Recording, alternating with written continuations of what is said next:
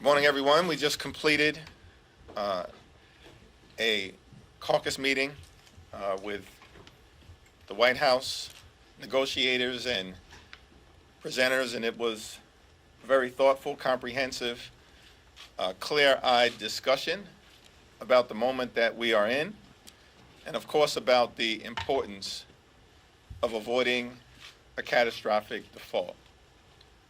In that meeting, I made clear that I'm going to support the legislation that is on the floor today, and that I support it without hesitation, reservation, or trepidation. Not because it's perfect, but in divided government, we of course cannot allow the perfect to be the enemy of the good. And President Biden did an incredibly good job under difficult circumstances in protecting some key priorities and values for the well-being of the American people. This process has been one where the extreme MAGA Republicans were determined to take the country down one of either two directions. Door number one, they wanted dramatic, draconian, devastating cuts that would have adversely impacted the health, the safety, or the economic well-being of the American people. And they were going to use a hostage-taking situation to force those extreme right-wing cuts down the throats of the American people. Door number two, if they are unable to get the draconian, dramatic, devastating cuts consistent with what was in their Extreme Default on America Act that they passed on the House floor, with the deciding vote being the serial fraudster George Santos on April 26. If they were unable to get the Default on America Act, they were willing to walk America through door number two. And door number two was a devastating, dangerous default. Crash the economy. Trigger a job-killing recession. Because as many of them indicated, including the chair of the Republican National Committee, that they believed that a default and a crashing of the economy would benefit them politically in 2024. Those are the options that they presented to the American people. So I'm thankful for the leadership of President Joe Biden, who found a third path. And it's a third path that does three important things. One, it avoids a devastating default, avoids crashing the economy, avoids triggering a job-killing recession here in America and throughout the world, and avoids hurting millions of everyday Americans.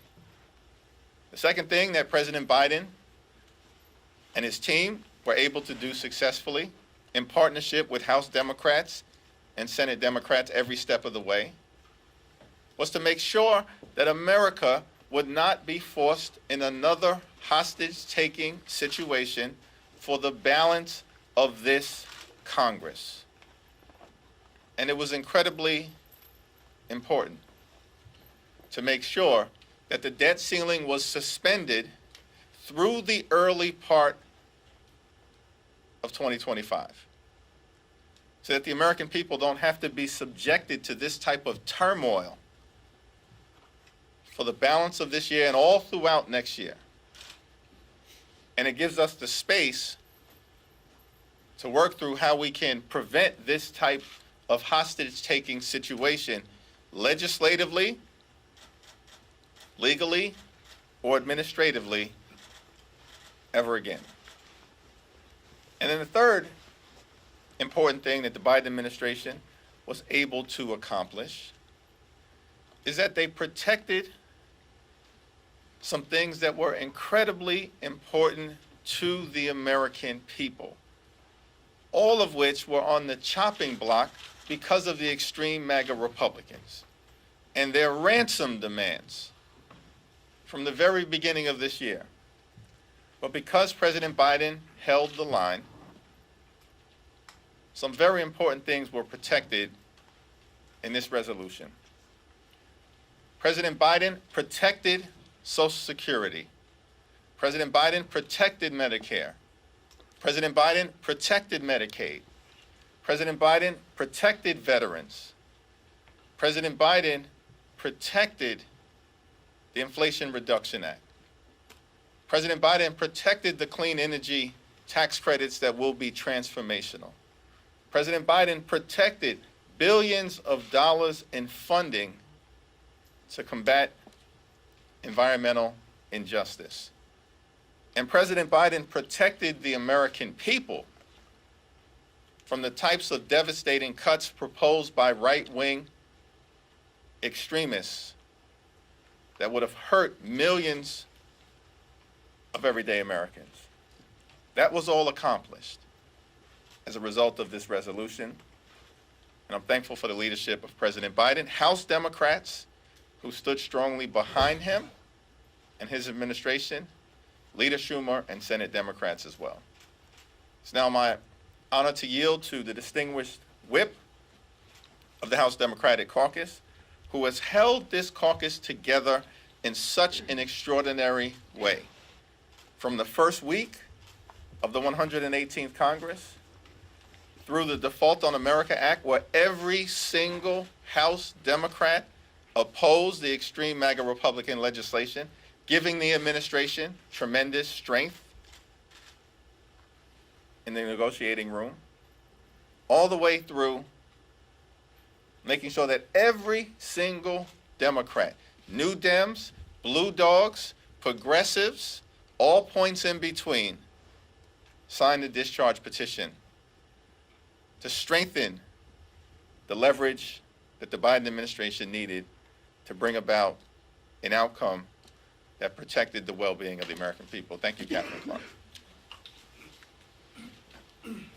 Thank you, Mr. Leader. We are inspired by your leadership, and it continues to be demonstrated. And we are still to this day so proud to have cast 3,179 votes for Hakeem Jeffries for Speaker. But today, let me start off with what we know. It's been nearly 3 months since President Biden released his budget, his vision on how we can invest in the American people and at the same time reduce our deficit. And every day since, it has been Democrats and the president who've been fighting on the side of the American people.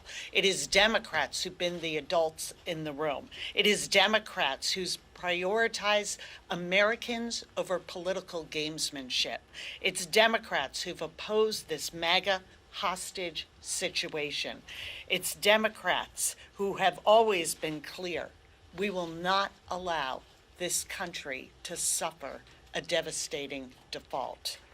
The question is whether Republicans today will decide to join us and do the right thing. This is a deal that Speaker McCarthy negotiated. When his predecessor negotiated an agreement on the debt ceiling, she guaranteed the votes from the vast majority of her caucus. Now, nobody is mistaking Speaker McCarthy for Speaker Pelosi, but he should be able to do what he said he was going to do and produce 150 votes from this majority.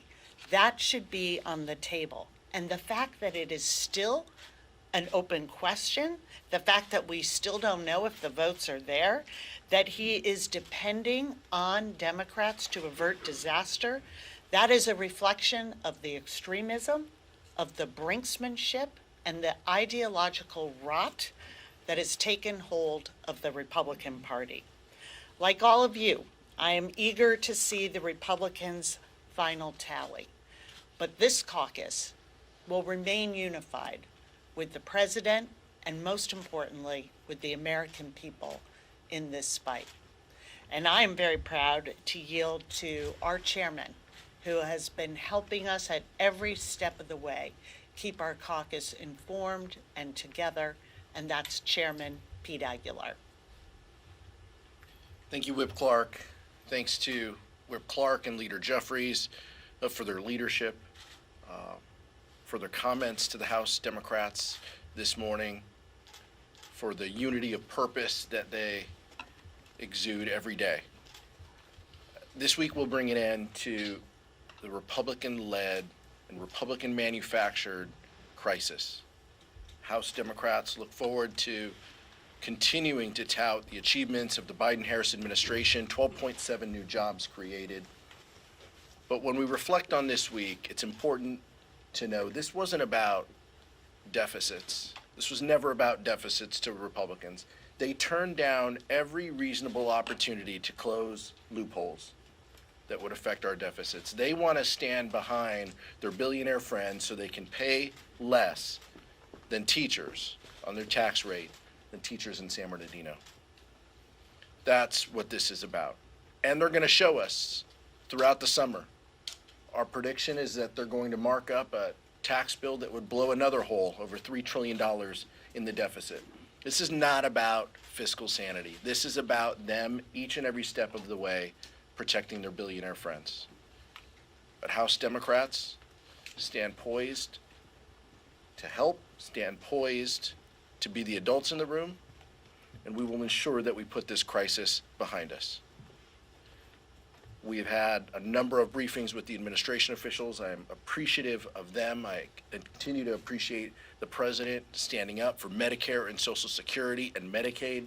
Without that leadership and support, those programs would not have been protected in this deal and in this year. We've got a number of administration briefings, 6 briefings. The administration just spent 2 hours briefing House Democrats, and we appreciate their willingness to do that. And a partner in that process who was all of the members of the leadership team were on these Zooms and on these calls and there today. But a partner in this has been Vice Chair Ted Lieu. Thank you, Chairman Aguilar. And let me first start off by commending Hakeem Jeffries, Katherine Clark, and Pete Aguilar for their strong leadership and for putting the American people first. And what all of you have seen since day one of the 118th Congress is that President Biden and House Democrats have remained calm, cool, and collected in the face of repeated Republican chaos. This is a GOP manufactured crisis. This is a routine vote. It was so routine that 3 times it happened under the former president with no fanfare. But Republicans chose, because of how extreme they've gotten, to take us to the brink of a disaster, and Democrats are not going to let that happen.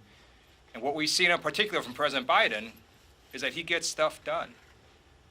President Biden and Democrats negotiated a bipartisan infrastructure law to rebuild your roads and bridges and highways. President Biden and Democrats negotiated a bipartisan Chips and Science Act to bring back high-tech manufacturing to America. President Biden and Democrats negotiated the PACT Act to protect our veterans. This bipartisan agreement today protects all of those historic laws. And in particular, as a veteran myself, I'm very pleased that this agreement fully funds veterans' health care at the insistence of Democrats. It was not that long ago that Republicans passed the Default on America Act that cut veterans funding by 22%. And because of the leadership of Democrats and President Biden, we were able to restore that funding and fully fund veterans' health care, as well as toxic exposure fund in the PACT Act. And because of that, I will be supporting the bill today. And now I yield back to Leader Jeffries. Thank you, Ted. Thank you, Pete. Thank you, Catherine. Questions? Leader Jeffries, you're saying that To the left, sorry. Leader Jeffries, you say that Speaker McCarthy negotiated this bill. The White House was also negotiating this bill as well. So what is your message to progressive members in your caucus who say that those work requirements should have never been on the table? Same message that I just delivered from this podium is the exact message that I delivered in my conversations to all of the House Democrats throughout the last several days as we've been working through receiving information from the administration and in the context of the discussion earlier today. Now, Speaker McCarthy and the House Republicans had the negotiating oar in terms of both the House and the Senate in this context. And so as Katherine Clark indicated, it's our expectation that at minimum, House Republicans will produce 2/3 of their conference to support a resolution that they negotiated after driving the country into a hostage-taking situation on the brink of default. 150 votes is what the House Republicans need to produce, consistent with what they've agreed to do in terms of getting this bill over the finish line. House Democrats are going to make sure that the country does not default. Period. Full stop. We will continue to be responsible stewards of our economy. And we will not let middle-class Americans, working families, those who aspire to be part of the middle class, seniors, veterans, the poor, the sick, and the afflicted, be hurt by a dangerous GOP manufactured default. We will not let that happen. But at the same time, it is important for House Republicans to do their part in supporting a resolution that they themselves negotiated.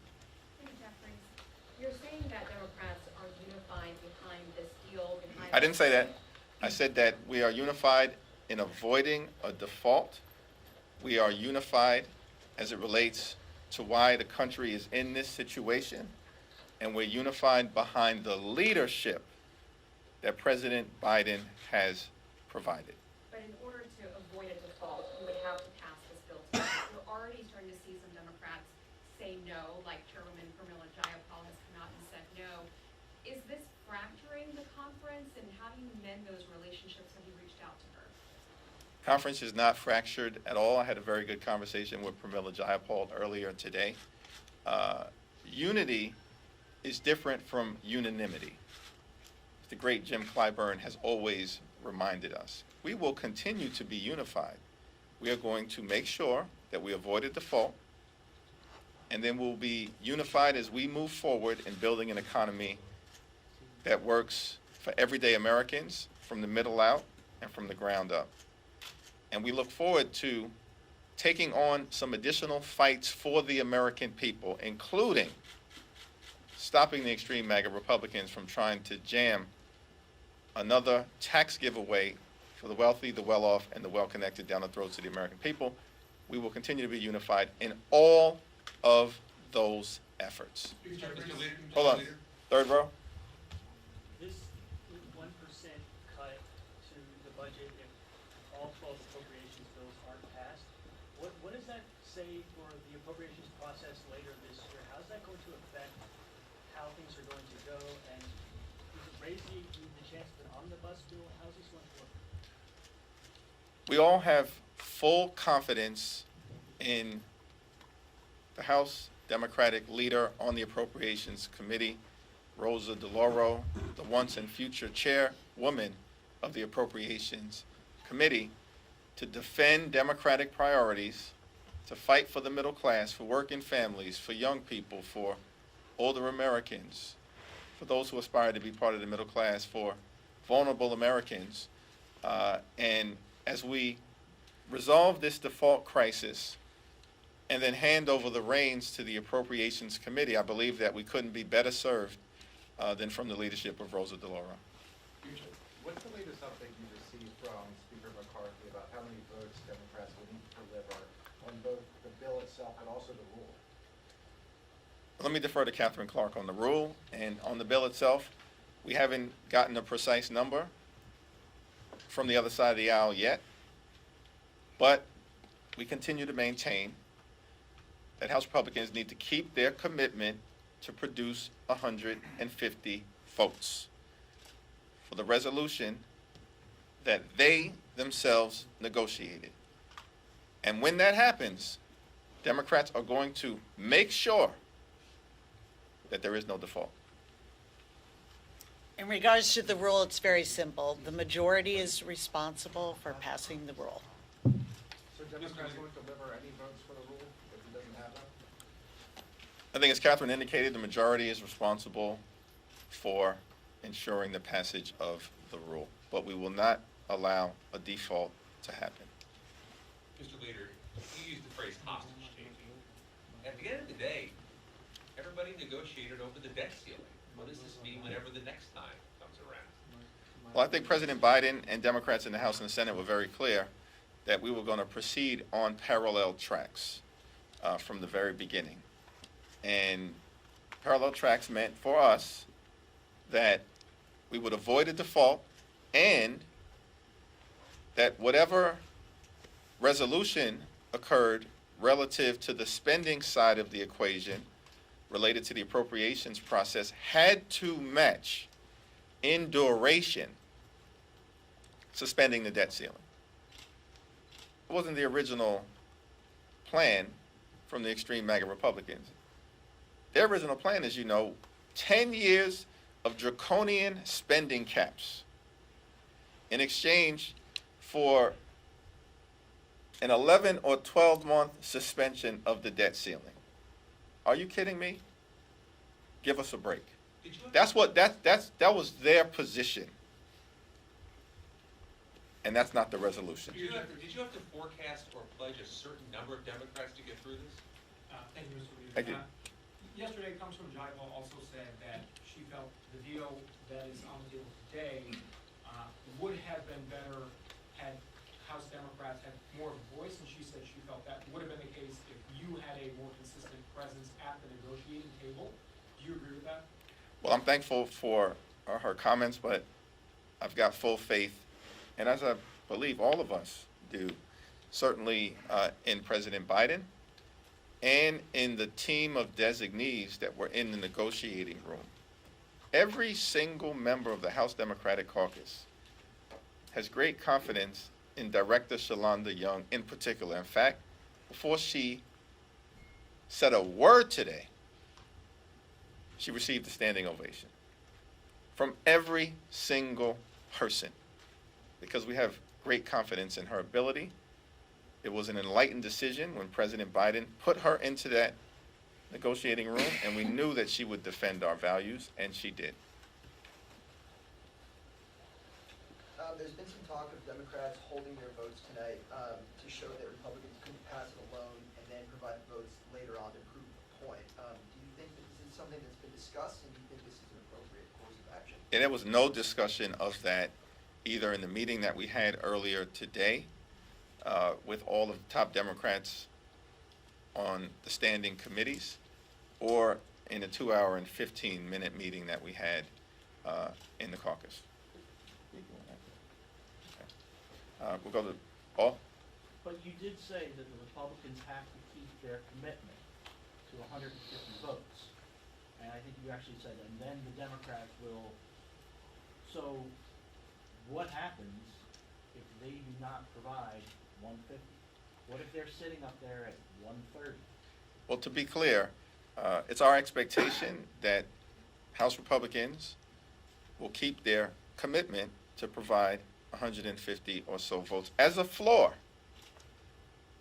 for an agreement that they themselves negotiate. This is not an agreement that Mitch McConnell negotiated, that came over from the Senate, that Leader Schumer negotiated.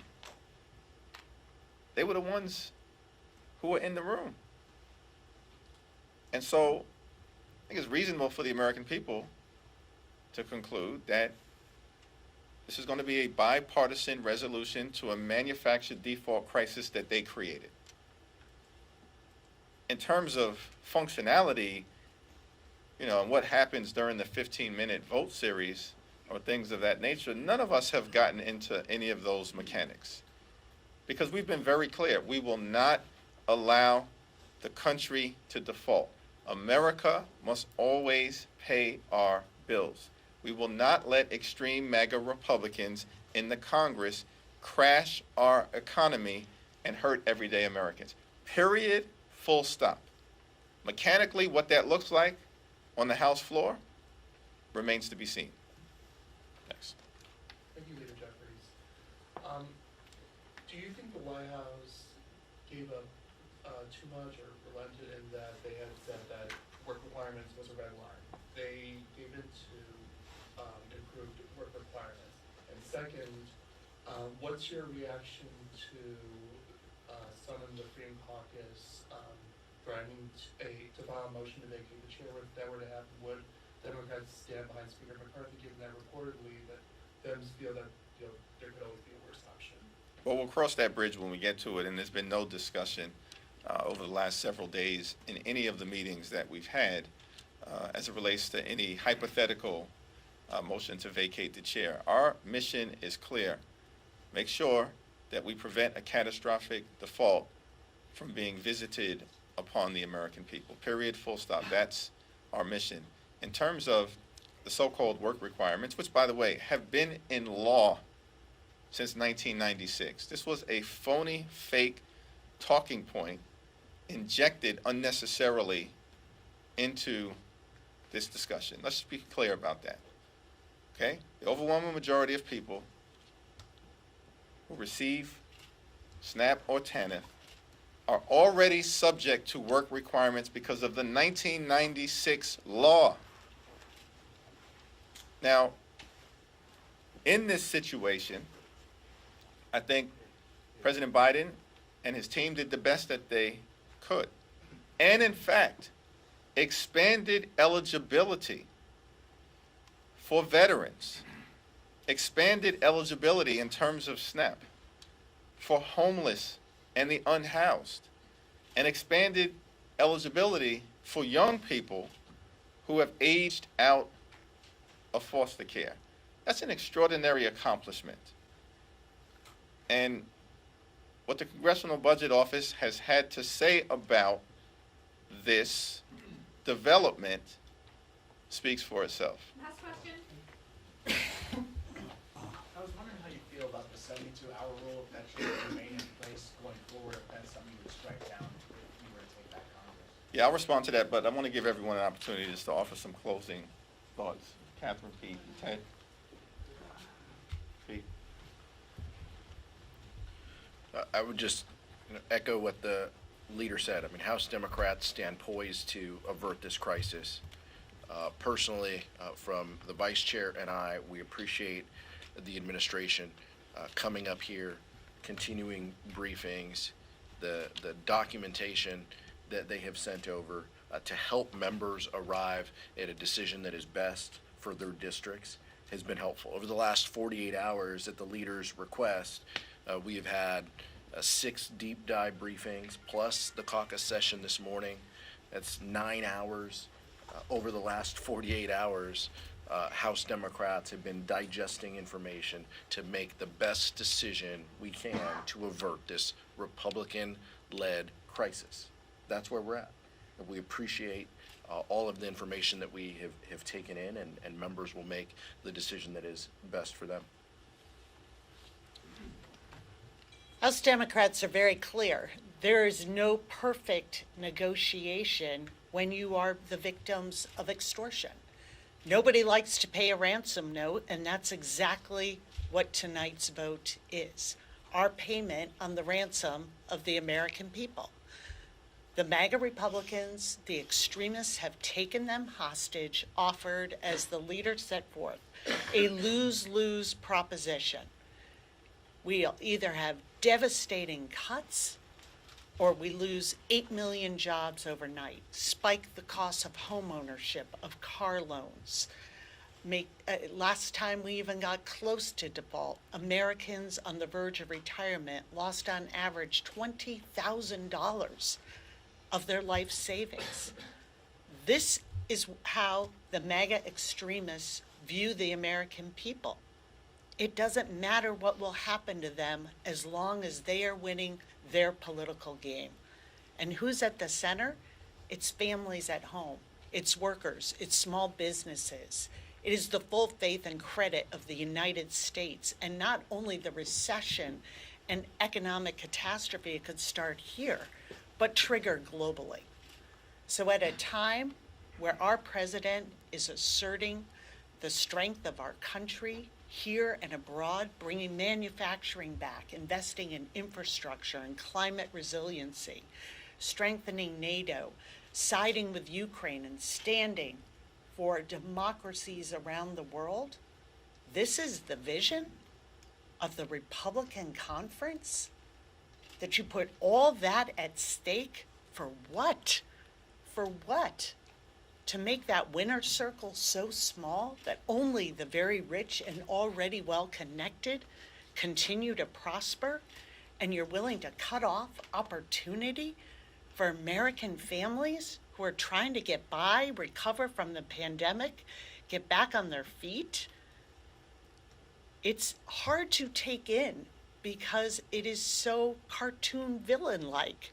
But unlike a cartoon, the American people won't snap back up when you drop that economic anvil on their head. This is where we are, and we are grateful to the leadership from this White House, to the leadership from the Democratic Caucus, and what we anticipate we are going to see from our Democratic colleagues in the Senate, for putting the American people first in steering the way for this country back to sanity and rejecting extremism. I just want to remind people, again, why we're here today. It's because under the former administration, Republicans passed a massive tax cut that benefited the top 1%, and they don't want to pay for that. Another reason we're here today is because Republicans took a routine vote and jacked it up and put us on the brink of disaster.